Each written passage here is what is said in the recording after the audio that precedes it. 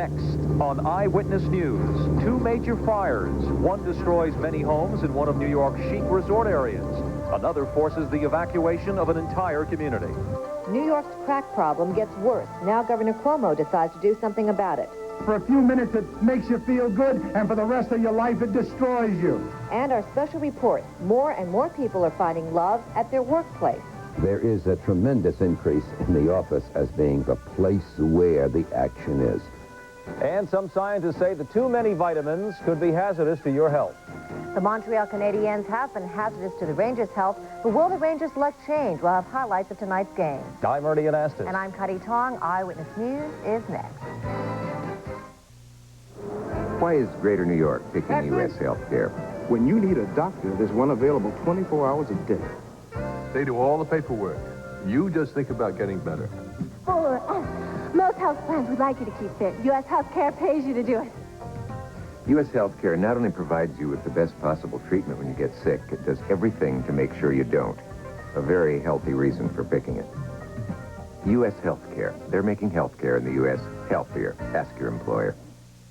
The BMW 5 Series is composed of two luxury sedans. The 528e, that embarrassed the automotive establishment with sheer technological prowess, and the 535i, that embarrassed it with sheer performance. Which one should you choose? That depends on which part of the automotive establishment you'd rather embarrass. For a test drive, contact your New York, New Jersey, and Connecticut BMW dealers. I have a small business problem. My brother-in-law, Milton, couldn't sell tea in China. So I called the small business experts at AT&T, and they showed us new ways to use long distance to open a whole new territory. What'd you sell today, Milton? 6,000 switches. Check the inventory. I have a small business problem. Call AT&T Long Distance Services. We can help. AT&T, the right choice. Burt Reynolds talks about his lady and his health tomorrow at 9.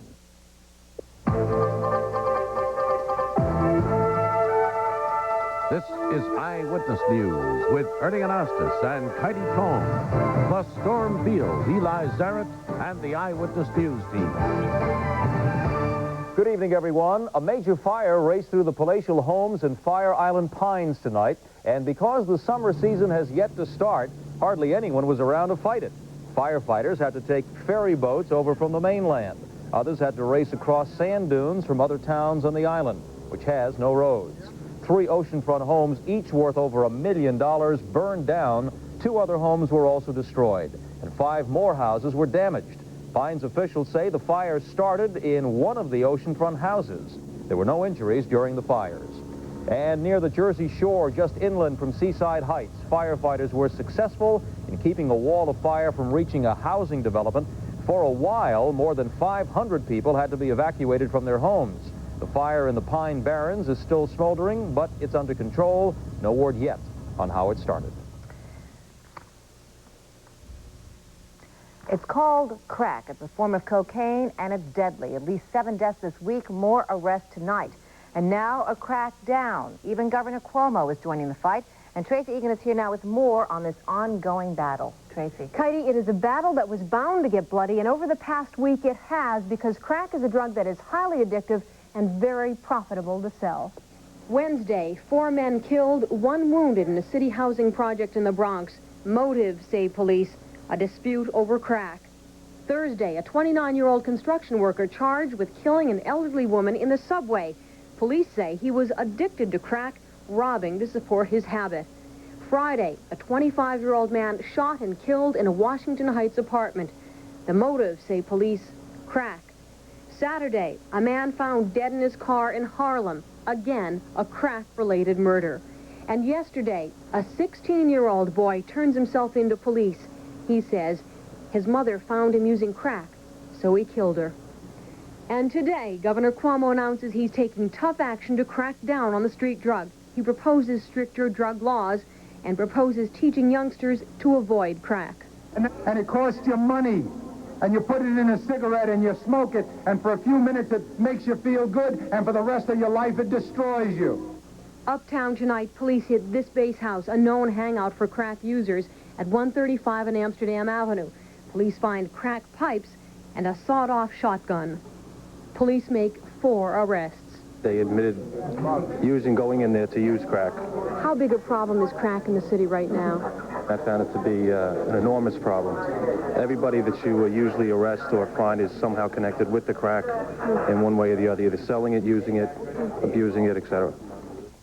Although 3 of the suspects told me they had been smoking crack, none faces drug charges because the crack had already been smoked when police made the raid. All 4 face weapons charges for the sawed-off shotgun.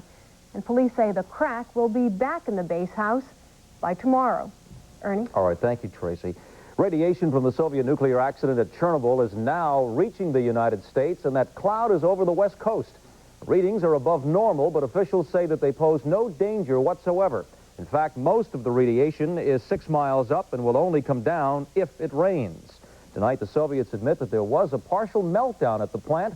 They say it follows an explosion in the engine room. They promise foreign experts will be allowed to visit the plant once that danger is over.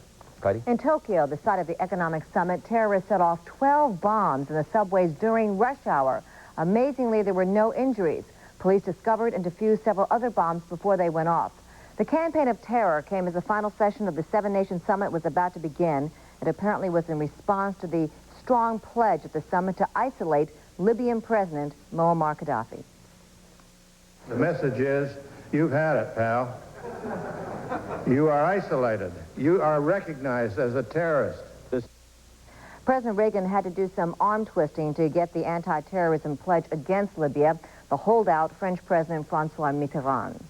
Still ahead, the Rangers try to turn things around. Also, our special report, many people are finding romance where they work. And later, the world's newest soccer team debuts. Eyewitness News is brought to you in part by Citizen Watch.